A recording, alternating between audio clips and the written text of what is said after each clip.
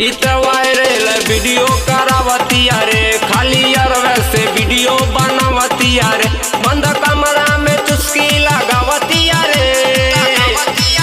पीछे पर्दा के धान कुटवावतिया रे, इत वायरल वीडियो बनावतिया रे।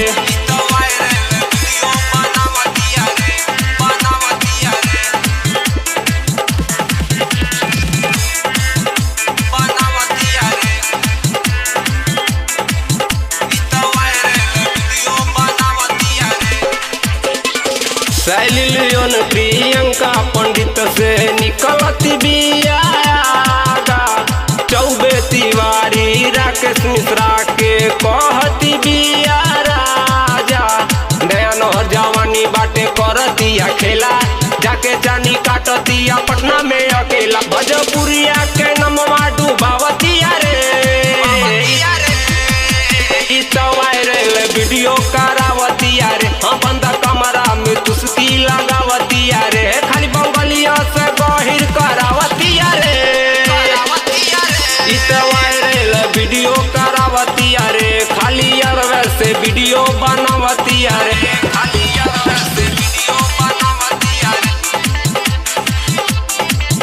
इत वायरल वीडियो बनावतिया रे, बनावतिया रे।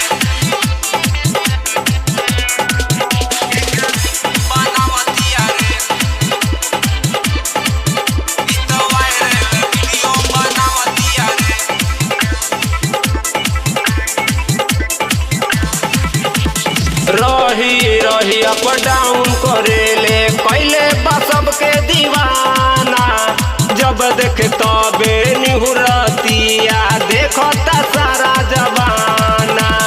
दिनेश रितेश पवन भैया भइल बाटे पागल, भैया अंकुश राजा जी के कैले बिया घायल, बाकी सोनू सवरिया से टका सटावतिया रे,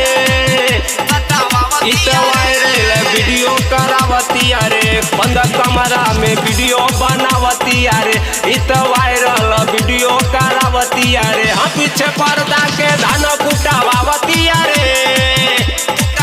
खाली बंगलिया से गहिर करावतिया रे, इत वायरल वीडियो करावतिया रे, वीडियो देखा के सगरो जवानी जियान को दे।